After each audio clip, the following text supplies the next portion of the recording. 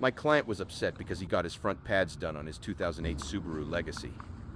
But now he hears a noise when he brakes because he bought a cheap ones. And they usually are harder and make noise when you brake. 8.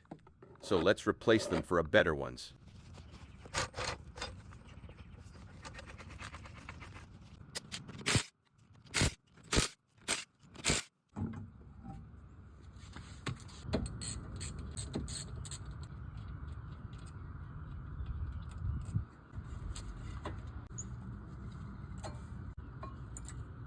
The pads he bought didn't came with new brackets. So let's remove all the dust and clean them.